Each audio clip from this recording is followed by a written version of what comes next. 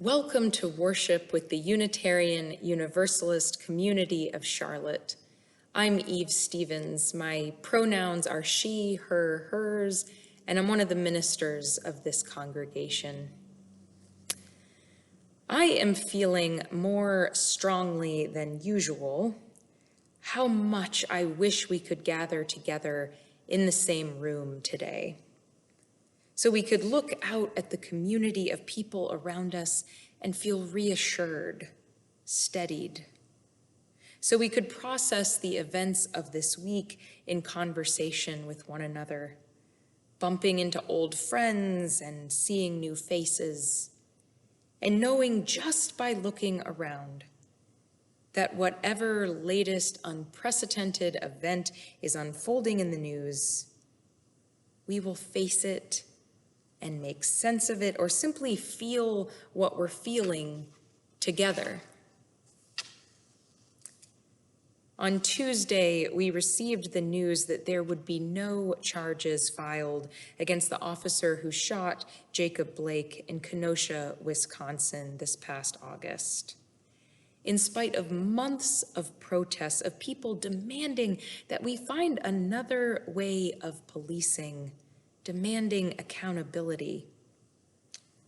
It's the same story, no charges. This followed by the Senate runoffs in Georgia, followed by the storming of the Capitol, has made for an emotionally complex week, to say the least. We are a spiritual community committed to the struggle towards spiritual, societal, and environmental transformation. We fortify one another to hear hard truths. And even when our spirits are bruised and our confidence shaken, to lean in to that struggle. Welcome. Welcome with your outrage, disbelief, and sorrow. Welcome.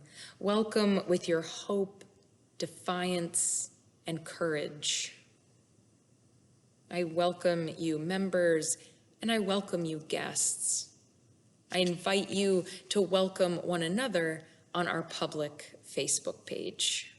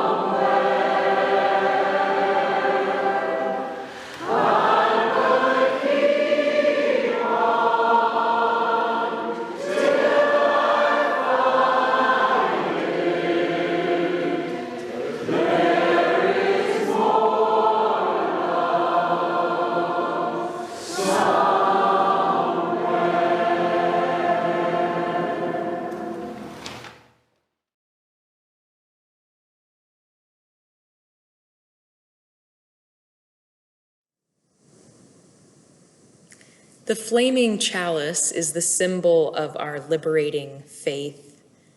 May its light provide solace and deepen our resolve in this time of upheaval.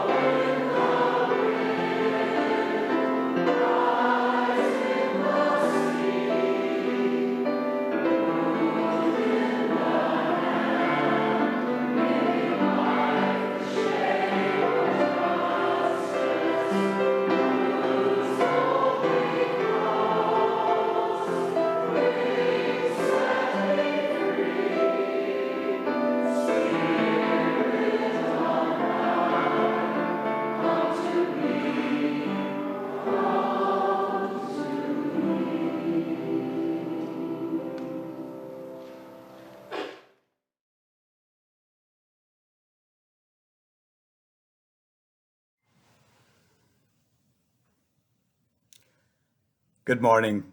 My name is Jay Leach. I'm one of the ministers of this community, and my pronouns are he, him, his. When I was maybe 4 or 5 years old, our family took a long trip down the back roads of South Carolina to visit my great-grandmother in her rural, remote 19th century farmhouse. For a kid accustomed to the brick homes and tidy lawns of suburbia, this felt like a journey through a foreign land. The pastures, cotton fields, and pine forests, so different from the scenes of life in our small city.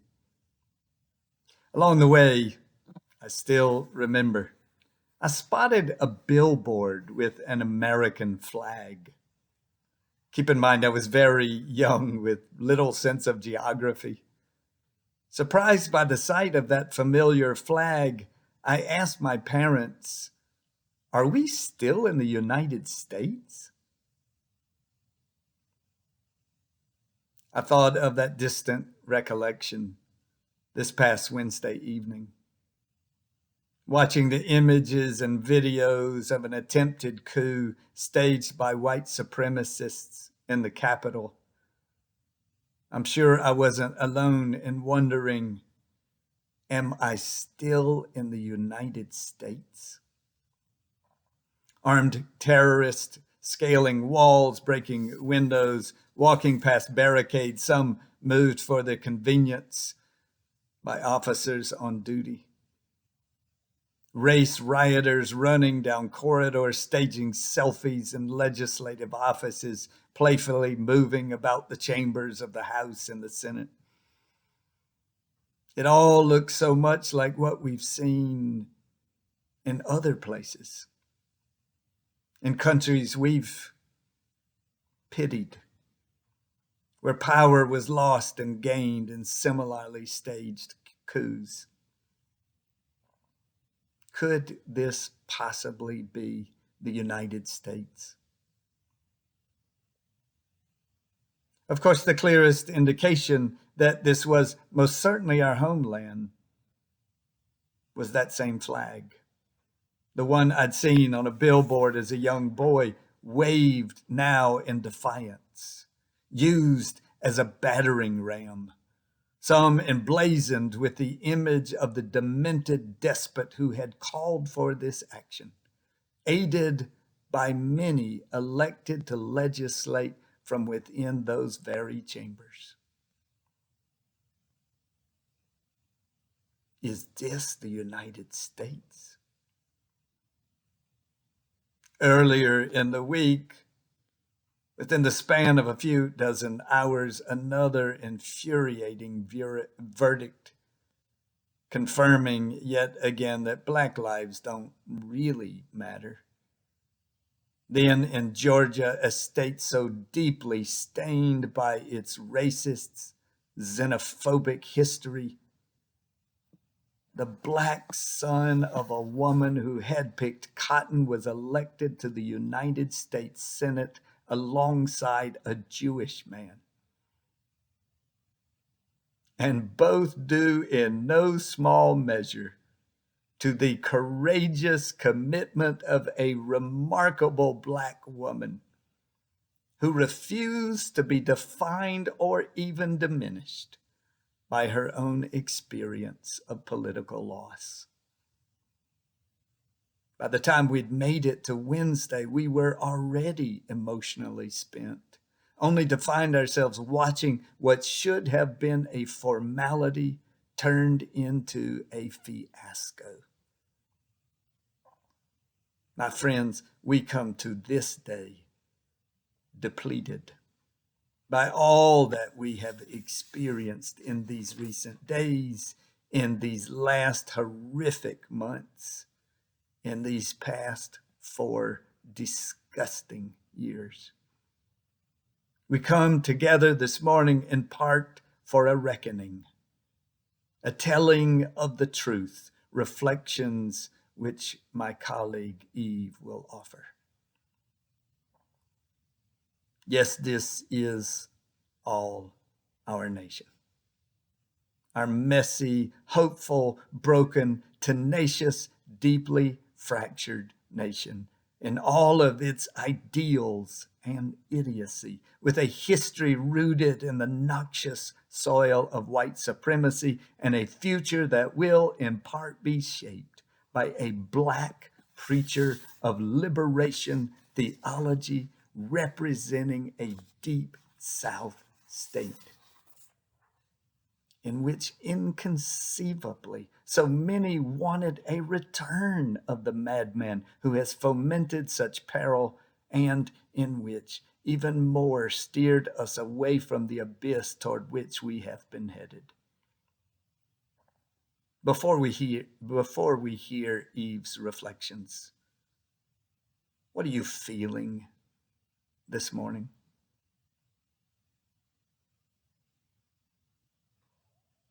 If you are like me, your soul is weighted with an immense burden of sorrow. Grief at what we have witnessed in verdicts and speeches and mockery and madness. If you are like me, your jaw is clenched in rage at lies and liars, at bigotry and bombast, at the willingness to ignore and the readiness still to pretend. If you are like me, your breath is shallowed by anxiety and fear at what could come next, at where this all leaves us, at the plight of those who always pay the biggest price whenever our foundations shake. If you are like me, your heart cannot resist even now feeling hope. The flickering flame of hope fueled by aspirations and by evidence in no short supply of courage in ordinary and extraordinary ways, almost entirely in places far removed from the chambers. If you are like me, your eyes moisten with feelings of gratitude for the beauty of a land we call home, for patriots' dream that sees beyond the years, and for the better angels of our nature, which we sometimes actually see incarnated before us. With all of this and so much more that we are feeling this morning, let us pause now, early in this service, to breathe deeply, to quiet ourselves, close our eyes in a shared time of meditation and aspiration.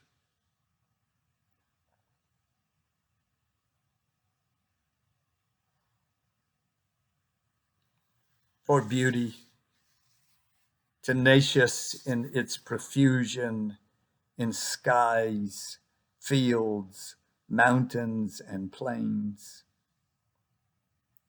and in the lives of those in our past and present, to whom we still look with admiration and respect. We are grateful.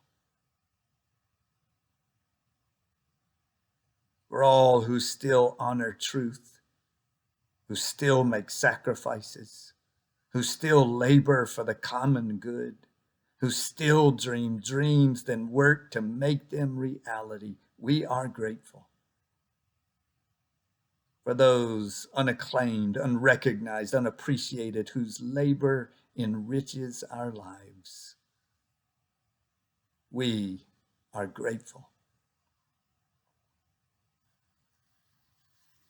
Our hearts open on this day to each family diminished by a rampaging virus, to each family decimated by a child, a sibling, a parent lost to acts of violence taken by those we empower to protect and serve.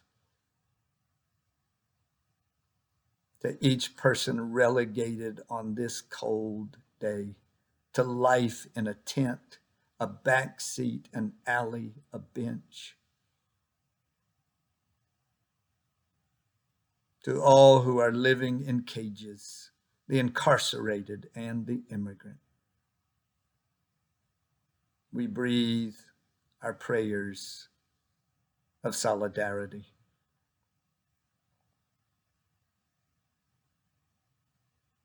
May we as a nation finally find the courage to face a past marred from our very founding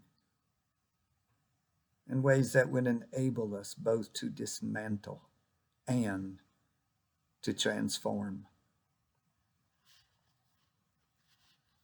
May we not settle for vacuous calls for reconciliation,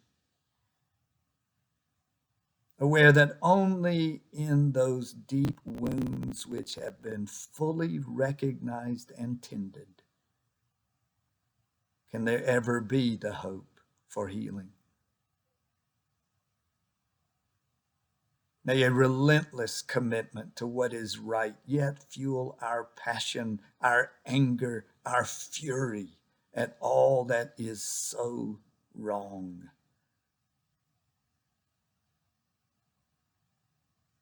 May we not settle for moderate virtue, moderate intent, moderate approaches, or moderate gains when so much more is possible and necessary. May we know deep in the very marrow of our bones that without real justice, we will never know real peace.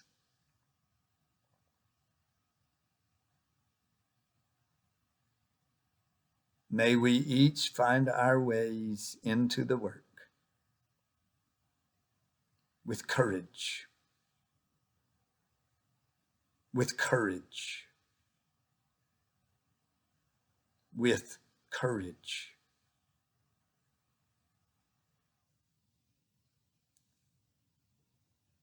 Amen.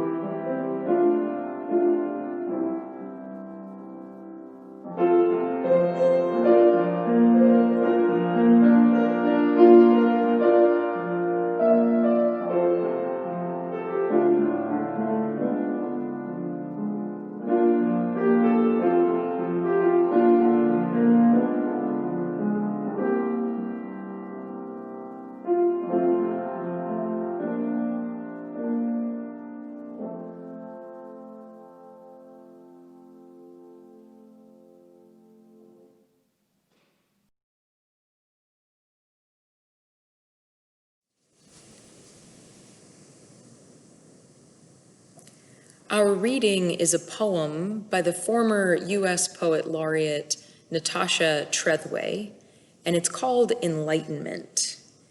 In this poem, Trethewey, who is Black, writes of a visit she and her white father made to Monticello, the extravagant plantation home of our country's third president, Thomas Jefferson. Enlightenment. In the portrait of Jefferson that hangs at Monticello, he is rendered two-toned, his forehead white with illumination, a lit bulb. The rest of his face in shadow, darkened as if the artist meant to contrast his bright knowledge, its dark subtext. By 1805, when Jefferson sat for the portrait, he was already linked to an affair with his slave. Against a backdrop blue and ethereal, a wash of paint that seems to hold him in relief, Jefferson gazes out across the centuries, his lips fixed as if he's just uttered some final word. The first time I saw the painting, I listened as my father explained the contradictions. How Jefferson hated slavery, though out of necessity, my father said, had to own slaves. That is, his moral philosophy meant he could not have fathered those children, would have been impossible, my father said. For years, we debated this distance between word and deed. I'd follow my father from book to book, gathering citations, listening as he named like a field guide to Virginia, each flower and tree and bird, as if to prove a man's pursuit of knowledge is greater than his shortcomings, the limits of his vision. I did not know then the subtext of our story, that my father could imagine Jefferson's words made flesh in my flesh. The improvement of the blacks in body and mind in the first instance of their mixture with the whites. Or that my father could believe he'd made me better. When I think of this now, I see how the past holds us captive. Its beautiful ruin etched on the mind's eye. My young father, a rough outline of the old man he's become, needing to show me the better measure of his heart, an equation writ large at Monticello. That was years ago. Now we take in how much has changed. Talk of Sally Hemings, someone asking, how white was she? Parsing the fractions as if to name what made her worthy of Jefferson's attentions, a near white quadroon mistress, not a plain black slave. Imagine stepping back into the past, our guide tells us. Then, and I can't resist whispering to my father, this is where we split up. I'll head around to the back. When he laughs, I know he's grateful I've made a joke of it. This history that links us, white father, black daughter, even as it renders us other to each other.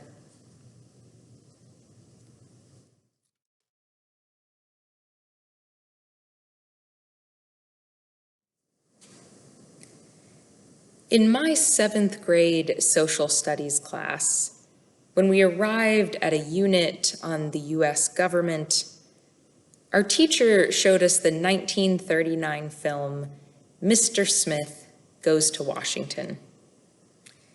In the film, Mr. Smith tours our nation's capital by bus and is amazed by the many sights he sees, including the United States Capitol building, a grand and stalwart fixture of the landscape. We watched as the actor playing Mr. Smith, Jimmy Stewart, with his trademark earnestness, stands and speaks on the Senate floor for over 20 hours to remind a host of cynical lawmakers of our most sacred shared ideals, what we aspire to be together as a country.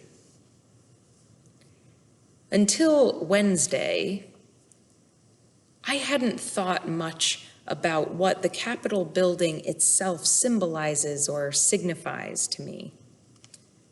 But the more I thought about it, my 7th grade social studies experience just about sums it up.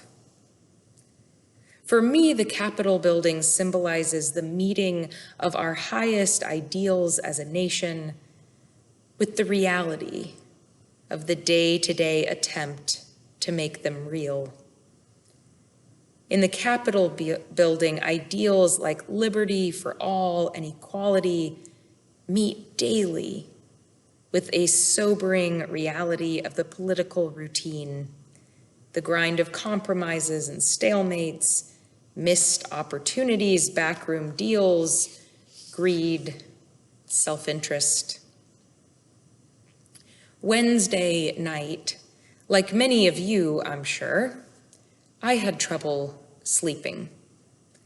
I couldn't stop picturing the images of white people wrapped in American flags or dressed as pioneers with fur hats, waltzing into the Senate chambers, casually rifling through desks, taking this and that as they pleased.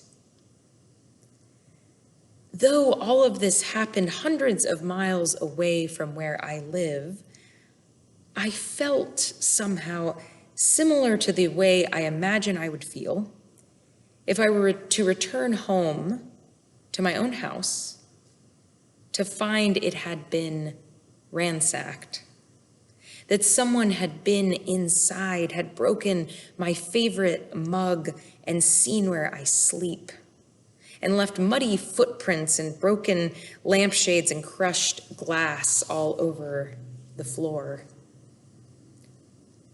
If my home were ransacked, I'd feel violated, my haven of stability sullied, some place safe I could take for granted, no longer feeling as safe. Watching footage of people scaling the walls of the Capitol building provoked a feeling similar to that in me. It felt like a collective violation of our shared home. In many ways, it was. I found myself later taking a virtual tour of the Capitol building, which you can do anytime through a government website.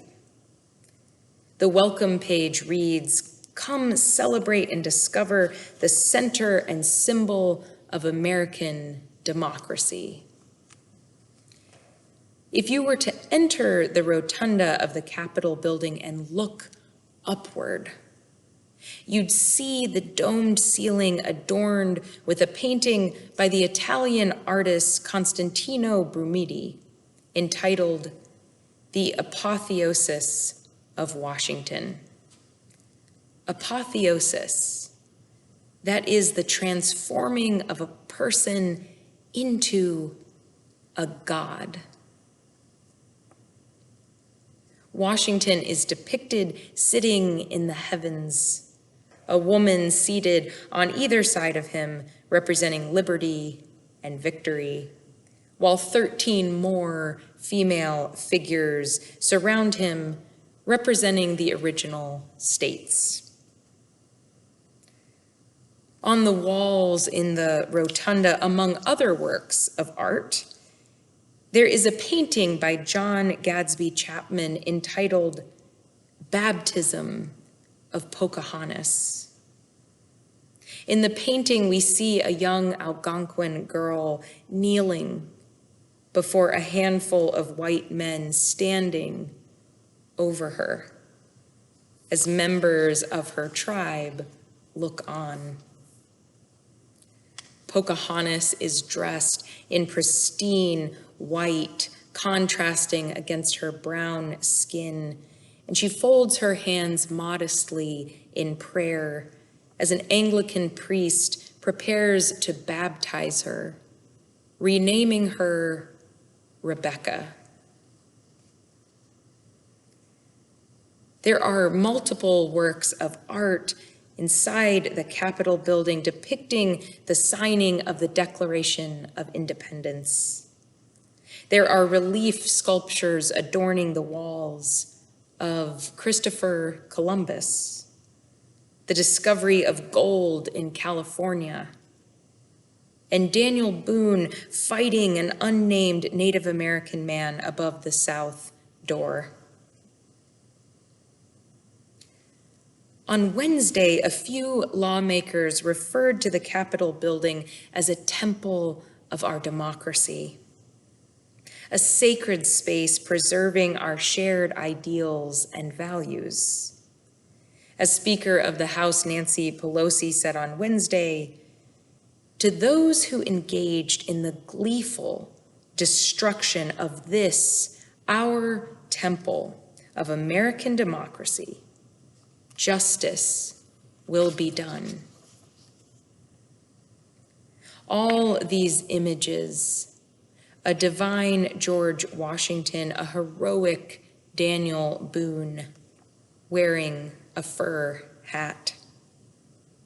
These depictions of the mythology of white heroism, greatness, supremacy, furnish our temple of American democracy, a temple built painstakingly by enslaved people at great cost to their bodies and lives. Hundreds of miles away, in Kenosha, Wisconsin, did Jacob Blake think of this Wednesday morning's storming of the Capitol building the same way I did? Did he feel that a space that belongs to him, to us, had been violated?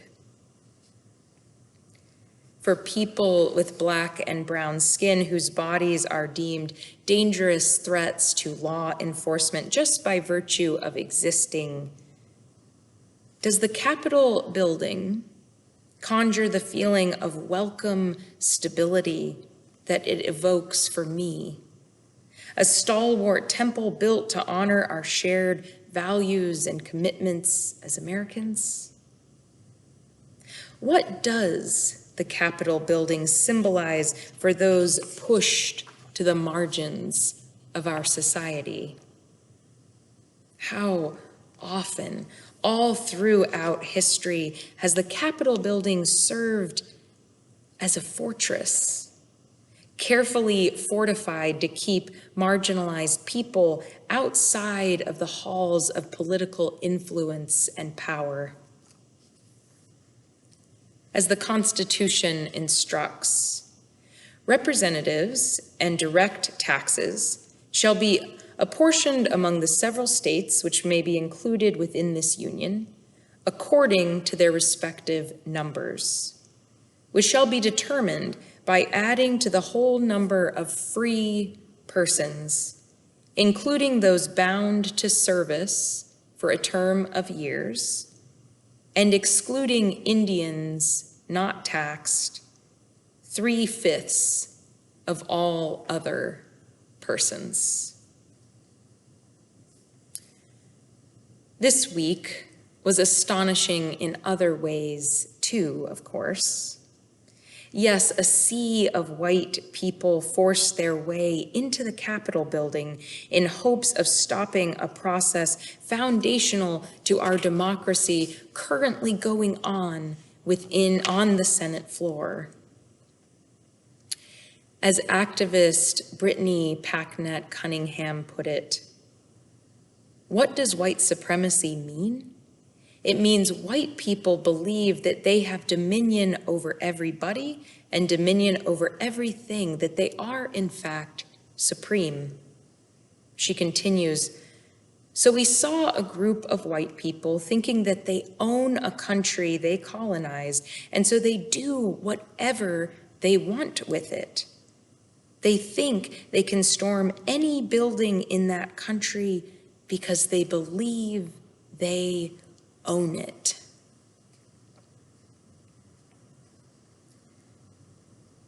If they took the time to notice and appreciate the imagery and themes in the decor all around them, it's no wonder that those who stormed the Capitol on Wednesday felt so at home. This week was astonishing in other ways, too.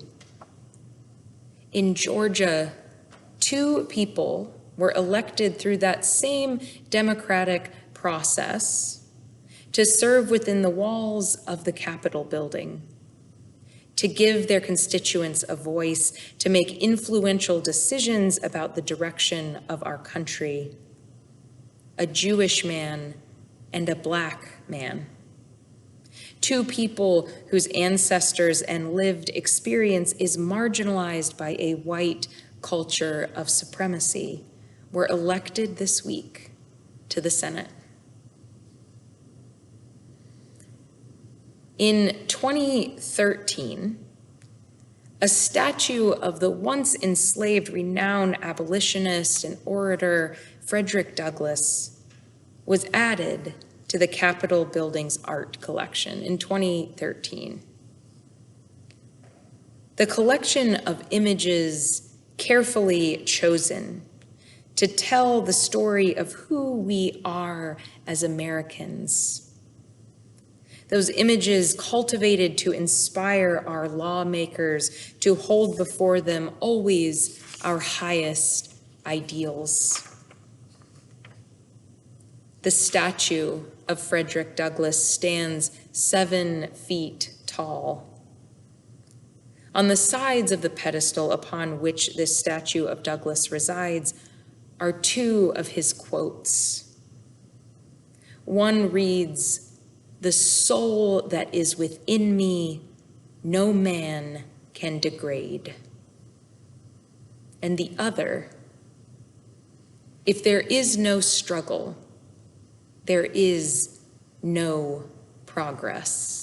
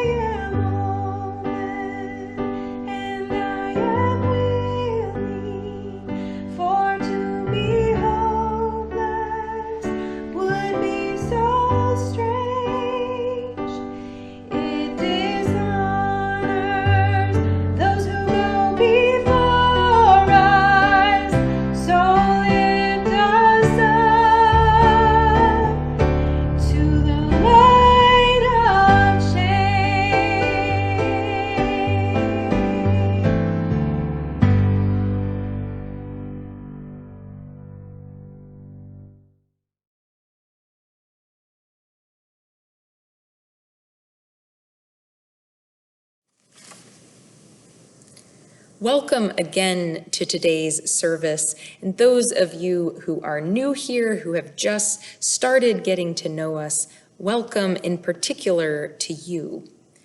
I encourage you to explore our website, subscribe to our weekly e-newsletter Currents to learn more about what we have to offer not only on Sunday mornings, but throughout the week. You can also reach out to our membership coordinator, Kelly Green, with questions or for conversation to help you get to know us better. You can reach Kelly by emailing her at Kelly, Kelly, at uuccharlotte.org. I hope all of you, members and guests, will make a special point of attending next week's Sunday service. We will have the great honor and distinct privilege of welcoming two of Charlotte's leading activist organizers as our guest speakers in this year's Martin Luther King service. You can see Currents for more information about the upcoming transgender inclusion course and a special one-time session next Sunday afternoon with image activist Alvin Jacobs.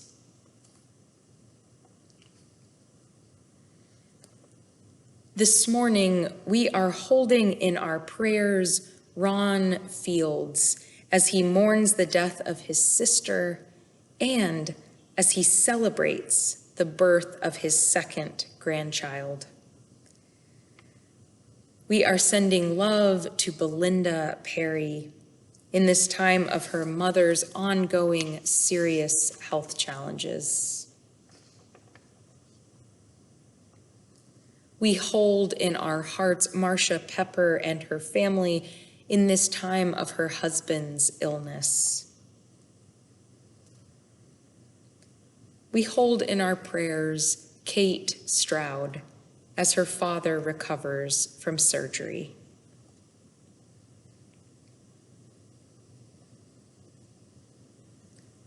And I want to thank you for your financial generosity in these days of being a mostly virtual congregation. Thank you for paying your pledges and for contributing weekly through one of our electronic portals, as you would have once, to the offering baskets. Your contributions make our work, play, and learning together possible. Thank you.